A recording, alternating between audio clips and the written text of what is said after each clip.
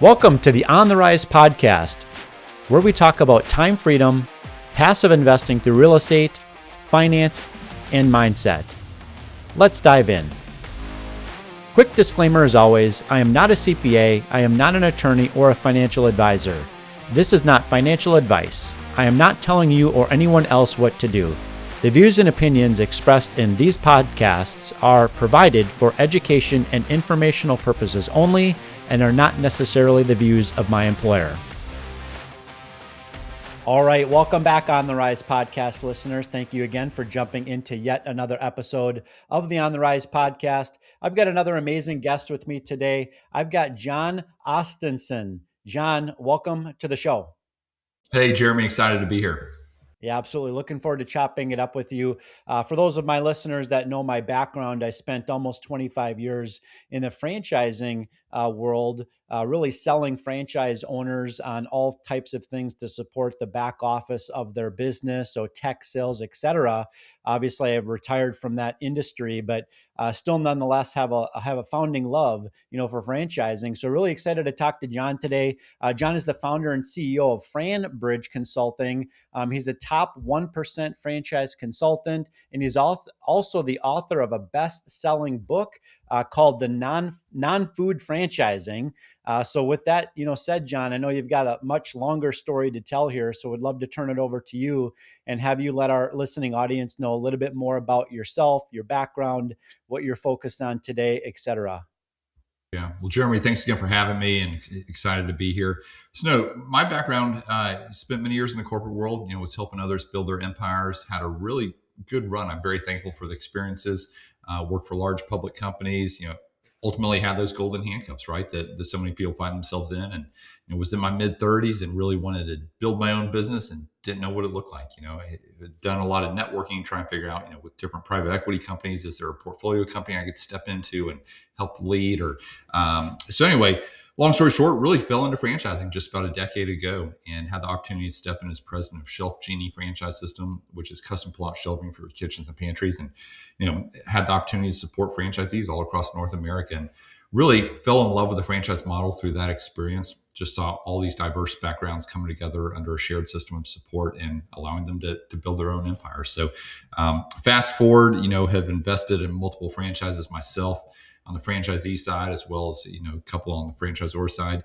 And, started my consulting practice simultaneously about 7 years ago and been able to help hundreds of people step into business ownership and just love educating on, how franchising works, how it can fit into an investor's portfolio, or it can be more of an active, owner operator type opportunity. So, that's a little nutshell. No, that's great. And I appreciate that. And, because I spent, 2.5 decades, really tied directly to the franchising world, I can say that 25 years ago, everyone was talking about the big brands, right? And then a decade and a half ago, all of a sudden that shifted to talking a lot about the baby brands or the emerging brands.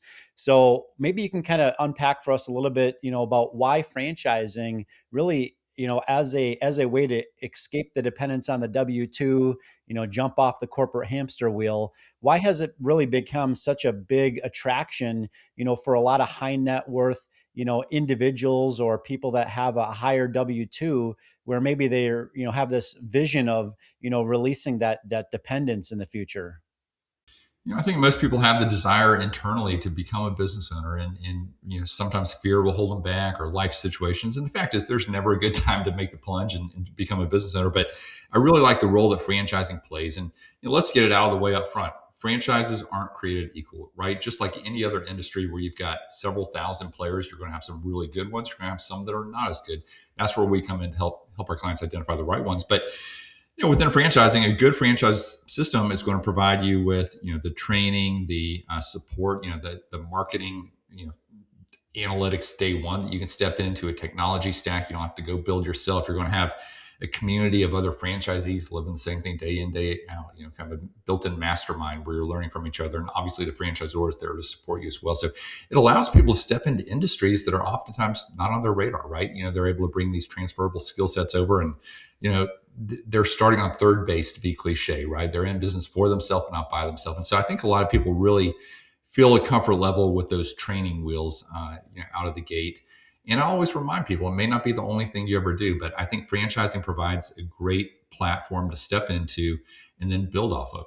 It could be that you acquire other franchisees in the system. We've had a lot of clients that have done that and kind of done a roll up. We've had others that will come back a few months later and say, "Hey, Jon, we're ready for our next thing." That either I'll introduce them to companies that either complement or diversify from what they're currently doing. And again, happy to share case studies behind all of this. Or you can always buy an existing business or start a business. So I always ask people, what's right for the next season that's going to take you on that path to where you want to end up. And candidly, for investors, to your question, the government incentivizes real estate investors and they incentivize business owners, right? They want these individuals that are spurring the economy, creating jobs.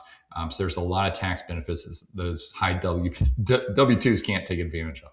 Yeah, no, that makes total sense. And I think just about everybody that I speak to that's in corporate America at some point in their lives, they feel this kind of urge and tendency, and maybe it's just a byproduct of our creation, where we want to scratch that entrepreneurial itch.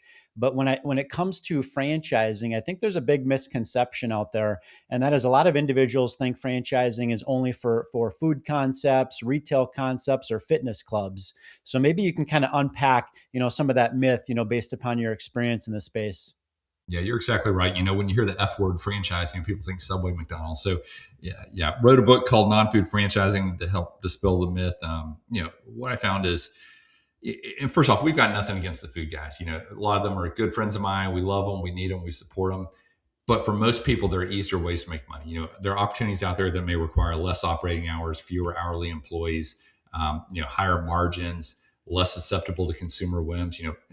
I joke that frozen yogurt was big until it wasn't, right? And so we see a real push towards other industries that oftentimes people don't even recognize as being franchises.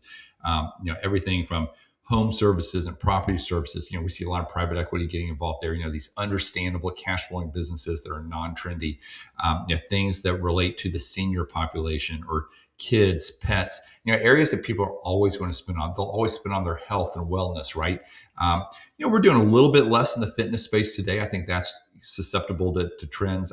We're doing a little bit less in the automotive space. I think just part of that's due to some saturation or what have you. But no, so many unique concepts are coming online, Jeremy. Things that you would never have on your bingo card when you hear the word franchise. So it's a lot of fun to expose clients to things. Probably 90% of our clients end up going into industries that were never even on their radar. So coming in with an open mind and then being open to those light bulb moments is great. Yeah, I appreciate you unpacking that. I've got so many questions here, so I'm just going to kind of keep firing them, at you. When it comes to franchising versus just deciding to, start up your own, small business and kind of create something from nothing or from scratch, on an 8.5 by 11 sheet of paper, what are some of the major risks that you would say that are mitigated or largely eliminated, by making a decision to invest into an existing franchise brand versus me just trying to start up a business from scratch all on my own? Yeah, and franchising is not right for everyone. I'm not going to pretend that it is. I mean, there are those individuals that are so entrepreneurial that think they're the smartest guy in the room too, no matter what room they're in, right? They've got to go put their thumbprints on it. Franchising may not be a good fit. However, for most people, and a good franchisor is going to give you some leeway to try new things and be innovative, right? But franchising really mitigates risk in that, it's a proven concept, right? There's product market fit that's been established elsewhere. You're never going to have perfect data when you're analyzing a business, but you have a whole lot more data than you would with a startup. You've got the FDD, the franchise disclosure document. It's got 23 sections. One of those is item 19, where it shows the financial representation of other franchisees. So, you kind of have a feel for how to build out your pro forma instead of just the back of the napkin, math. And so you're also able to talk to other franchisees before you ever buy. So you can ask them, what is your day like? What have been your challenges? What have been the surprises? Has the franchisor followed through on the promises that they delivered and set the expectations that they set? So, there's a little bit of science, a little bit of art to how you're analyzing these. I mean, end of the day, it is a partnership. You're partnering with that franchisor. It's kind of like a marriage. And so you want to make sure there's a good culture fit, that you like the people behind the business. So again, some of the softer skill side outside of just the numbers. But a franchise system, there's strength in numbers, there's strength in, the ability of franchisees to learn from each other. I think that oftentimes gets overlooked. Yeah, no, I couldn't agree with you more. And, given the time that I spent in franchising, I probably attended 1,000, different franchise conferences and conventions over the years. And you're exactly right. I mean, there's a lot of strength in numbers. So whether you're, a new franchisee, looking to, invest into a franchise brand and you're attending, Discovery Day, or you're attending, Franchise University or the franchises conference or convention, right? There's a lot of strength in numbers, and there's other people that, maybe are 5 months or 5 years ahead of you, that you can really look to and glean to, for advice and support. And that's one of the things that I've always loved about franchising is it's a team sport, and everybody seems to be, willing and able to want to help, one another succeed in the space. I'd like to talk about something else that I think is really important, and I think this will resonate, with you as well, John. And that is, we always kind of say the cliche thing in real estate. It's the same thing in franchise ownership, but it's all about the jockey and not the horse, right? You can have the best performing horse, but if you don't have a good, jockey there, the business plan itself may not succeed. I know a lot of people over the years that, have invested, six figures or multiple six figures into businesses that have not gone so well because maybe they themselves, aren't qualified or don't have a transferable skill set, in order to transition into small business ownership through entrepreneurship or franchising. So I know that you've worked with hundreds of different buyers over the years. What's the ideal franchise owner, and really, who absolutely should not buy a franchise? Yeah. Well, first off, I'll dispel the rumor that if you buy a franchise, that everything's built out for you, right? That it's just turnkey. The fact is, business ownership, if it was easy, everyone would be doing it. There's a reason why you can make outsized returns. There's a reason why the government incentivizes it. It's because it does take effort. And if it's not going to be you in that seat running the business, then you better have a really capable operator. So the characteristics that I point to of a successful franchisee, it's, two of these are just business 101. You've got to be halfway decent with people, someone that people want to work with, work for. And then secondly, you've got to be willing to put in the hard work. You've got to have a good work ethic, be self-motivated, right? Not have to rely on someone breathing down your neck to get the work done.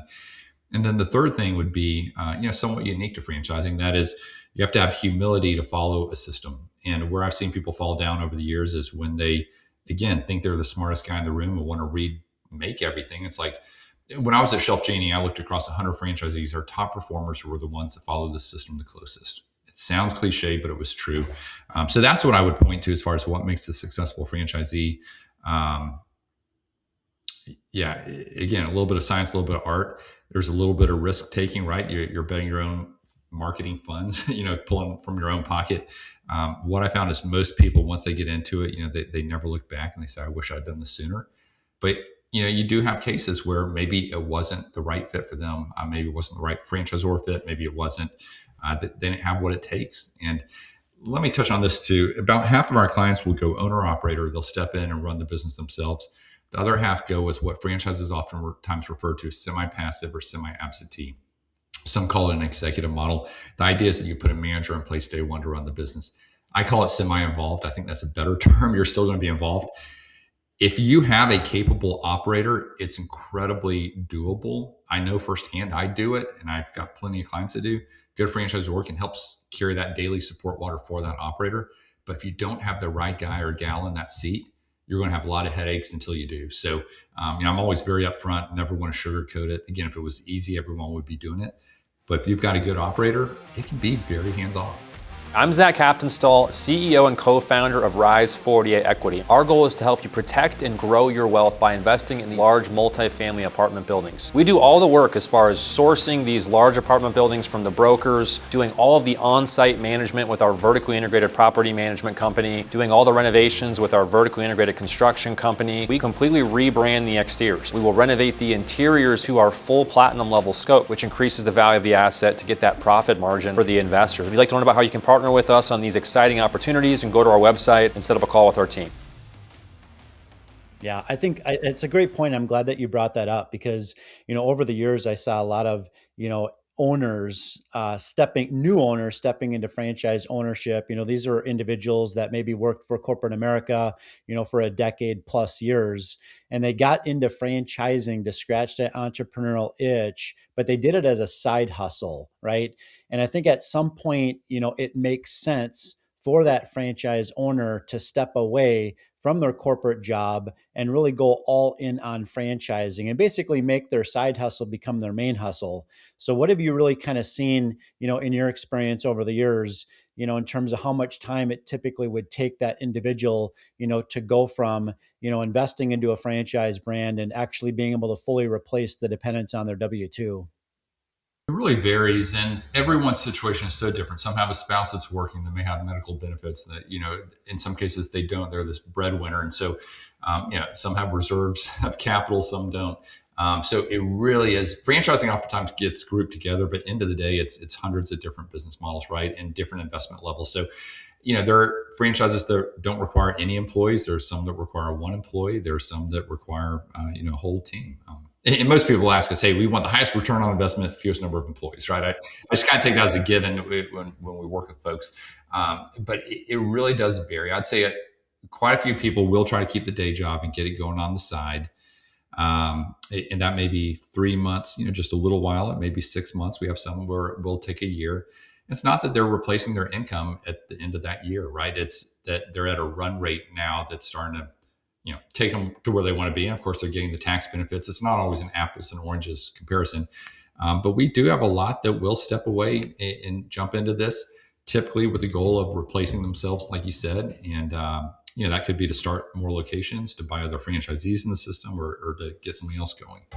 Yeah, it makes total sense to me. One of the things that you and I talked about before we hit the record button here was how many of the similarities that exist between, investing in real estate and investing into a franchise brand, right? And so maybe you can kind of talk to our listening audience a little bit more about what some of those, similarities are and why there are so many real estate investors, diversifying into franchising right now. Yeah, no, and I know it firsthand. I mean, I personally invest in real estate, in syndications, private credit, real estate funds. Have invested in Airbnbs and long-term rentals. So I'm an all of the above kind of guy. I think they're both very important paths and good complements in the portfolio.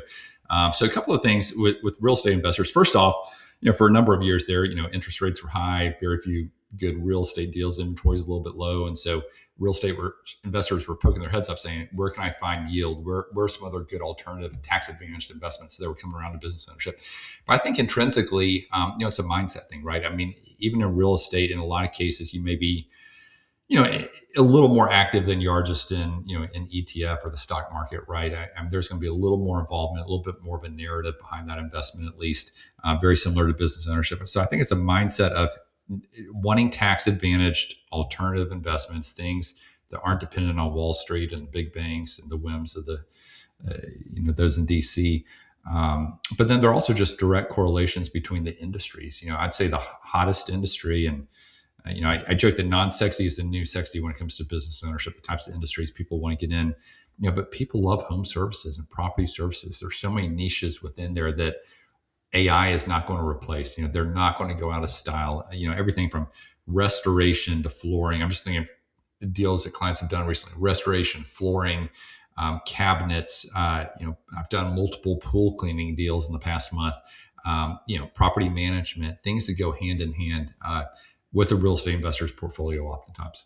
Yeah, it makes total sense to me. And I know I've had many conversations with many other parents that have children that are teenagers, of which I have four of. Okay. And the thought process is, do you encourage your child to go to a 4-year college degree, and sit at a desk the rest of their lives, right? Or do you, encourage them to go into the trades, right? Because the trades aren't going to be replaced by, AI, and the infrastructure is always deteriorating, right? And we always are, so the population seems to be continuing to grow, right? So there's always going to be those opportunities for expansion. So I really appreciate, you mentioning that. What would you say, like, is maybe the one or two most important traits that an individual should have, that really separates whether they're going to be a cash flowing machine in franchising versus somebody that's really, probably going to struggle in the space? Yeah, I think some self confidence behind. I think back to the marketing spend at Shelf Genie. All these franchisees. The ones that did the best followed the system, but they're also the ones that were willing to invest in marketing, right? I mean, and do you have given that the ROI is going to be a certain level on that marketing dollar, you don't, right? It's a little bit of a risk, but it's a calculated risk. And so I'd say the ones that let fear drive them were the ones that struggled, but the ones that said, hey, I'm going to bet on myself. I'm going to bet on the system. I want to trust the franchisor were the ones that did the best. And so, it just comes down to work ethic. It comes down to mindset. I'm a member of EO, Entrepreneurs Organization. We've got, you know, I've been very blessed. That's been a huge part of my entrepreneurial experience over the years. And I see all these folks from different backgrounds and different industries, and it makes me better. I think that being in the room, surrounding yourself with people that think bigger than you do, that maybe a step or two further down the path, even if it's in a different industry. I mean, the beauty of franchising is you're in the same industry, right? But I encourage our clients, even outside of the mastermind that franchise system is, get plugged into EO, get plugged into other groups where you may feel like you're not the smartest guy in the room. Those are the rooms you want to be in, right? And you learn from others. So I don't know. That's been a little hack for me personally. Yeah, well, the cliche saying goes, your network is your net worth, and that is by far the same, truth in franchising as it is in just about every other area of an individual's, life. I'd like to talk about maybe that, individual that's got, maybe had a little experience, in the space, but they're just having extraordinary results. So maybe you have a case study or a particular individual that you've worked with in the past that's been kind of your most surprising franchise success story you've ever seen. Yeah, everyone's at a different point in their journey, but I'll just rattle off a few that come to mind. My client Nathan is the largest franchisee of 2 Men in a Truck moving service, and he started in one location and then started acquiring other franchisees in other locations. That's the beauty. Once you're in a franchise system, you get first line of sight into anyone that may be selling, and so that kind of roll up is very common. He's now doing over $40 million a year in revenue, and every year or two, he comes to me and says, "Hey, John, I've got a young guy I want to promote in the organization. Show me some franchises that could be a good fit for him." And he'll buy into one and then give that guy some equity and say, "Hey, go make us proud." It's been kind of a cool model. It allows him to attract and retain talent. We've got some clients a little while back that got into a senior care business, in-home care, and came back to me a few months later as two business partners in Boise, Idaho. And they said, "Hey, we're interested in a complementary business." And I introduced them to one that provides wheelchair ramps and stair lifts and mobility solutions in the home. So great complement that they ended up moving forward with. But sometimes there'll be diversifying industries. We had some clients in Dallas, Texas that got into youth soccer. It was a couple, they did very well. They came back to me about 2 years later and said, "Hey, we've got a great team in place. We're ready for the next thing." And they were open-minded and ended up going with an advertising franchise that provides like digital billboards and waiting rooms of oil changes and doctors' offices and such. So it is fun when you come in open-minded. I just had a client in Dallas, speaking of Dallas, the other day that, very large 7-figure net worth, and corporate guy that was open-minded. He ended up going with a dog poop scooping franchise. He loved the recurring revenue, loved the margin, saw the need in the market, and said, "This is not going out of style. People will always be willing to outsource this."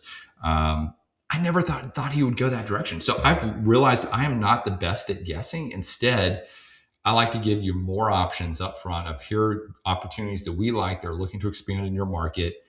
And then what I find is clients' thinking evolves. They come in and they start analyzing option A and option B and option C, and they say, "I like the characteristics here and not here." And their thinking evolves, and they start to prioritize things in their mind. They're able to share that feedback with me. Sometimes it can be iterative, where I'm like, "Well, actually, in that case, we should look at this one that we didn't look at the beginning." So it's a lot of fun. Yeah, the opportunities in franchising are absolutely and utterly endless. So, really appreciate you mentioning that. I also just wanted to point out one other kind of trend, that I saw in franchising for the length that I was there, and that is maybe similar to my own situation. Where my wife, hasn't really worked a W-2 job, for the last 2 decades because we didn't need her income. We have 4 kids. She homeschooled, our kids at home, but now they're getting into their late teenage years and she's got more bandwidth, right?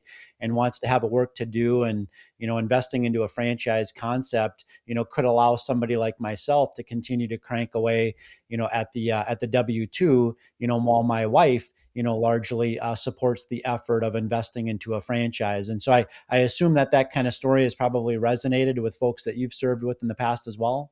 Very common for one of the couples. And oftentimes there's complementary skills between within the couple, and they know how the other one works. Sometimes they'll do it together. Sometimes one of them will do it while the other one's supporting. But yet, franchising is very family friendly, and we've had clients that have even done it. Like a father with his three sons. We had, and everyone takes a different role, different bandwidth. We had one recently, a couple, bought a franchise for their 23-year-old son, right? Rather than him having to go face the job market, they wanted him to become a business owner. But yeah, definitely common amongst couples. And Jeremy, one thing I was thinking about that I think is worth hitting on, we were talking about, franchising versus starting a business. I had an article, if anyone wants to look it up, in Forbes last week about franchising versus entrepreneurship through acquisition. And the idea, so many people out there are looking for an existing business to buy today. I've got multiple Harvard MBAs I'm working with right now that have been looking for an existing business for years. I've got one friend that paid two analysts for 2 years to go out and find a business for him. It is very common, but it takes a while oftentimes to get into that business. Oftentimes 3 or 4 years, 5 years, they've been under LOI multiple times. I hear these stories every day. All that time they could have been spent building a business. So I love franchising's ability to get you in the game, allow you to start building. And again, you can acquire down the road. But people oftentimes say, hey, can I buy an existing franchise? Oftentimes the good ones are sold to other franchisees in the system. They never hit the open market. So it is interesting because I'm a believer that buying an existing business can be good. I think there's risk. I mean, you're inheriting someone else's team, right? But I love kind of the way franchising complements that or even replaces it in some cases. Yeah, makes total sense, and I could definitely see that. I think we'd be remiss not to talk about a little bit on the financing side of this. There are certainly some people that come into franchise ownership with dry powder, sitting on the sidelines. There's others that, maybe go down the path of an SBA, loan or something equivalent. But then there's also this other program out there called the ROBS program, right? Where you can leverage, old retirement dollars to, invest into, and get involved in franchising. So maybe you can unpack that a little bit for our listening audience. Yeah, no, SBA loans are incredibly common. Probably 2/3 of our clients will use them. Certainly, real estate investors like the idea of leveraging, and the government, is very supportive. And banks like the idea of lending to franchises, right? It's just a little more predictable. So those are very common. Retirement rollovers, the ROBS program, it has to be a 401k or IRA from a previous employer, but you can roll that over and purchase the business with the retirement plan. Then you pay yourself a salary. You can actually use that in conjunction with the SBA as well. So a lot of ways to make it happen. And just to kind of level set, if you're getting into a brick and mortar customer facing retail style franchise, you're all in investment, franchise fee, startup costs, working capital, all in. You're probably in the 400 to 700,000 ish range. If it's more of a service-based business, which is what a lot of our clients are doing these days, where you don't have that physical location, your all-in investment drops to maybe 100,000 to 250, kind of in that ballpark is where a lot of them exist. So just for some context when you're thinking about it. I know, I appreciate that. So, this is kind of, as we look to wrap up here, this is kind of my last, crystal, we're going to call it my crystal ball question, right? So let's maybe fast forward 10 years from now, okay? From where we are today. What do you think in 10 years from now, people are going to be saying about franchising that they're not saying today? Yeah. I was with Matt Haller, the president of IFA, a couple of weeks ago at an event. We were talking about franchising. I mean, we just continue to see growth. And I think, with AI here, so many of these industries that franchisees operate in are fragmented, unsophisticated competition. So if you're able to have that franchise brand, and it's not that the brand has this great awareness, but how they're supporting the franchisees. If they're able to harness AI and get a step ahead of that fragmented competition, I think gives it even more power. There's just so many unique business models that are coming online as franchise models now. I mean, I could sit here and just rattle off, a couple dozen to you.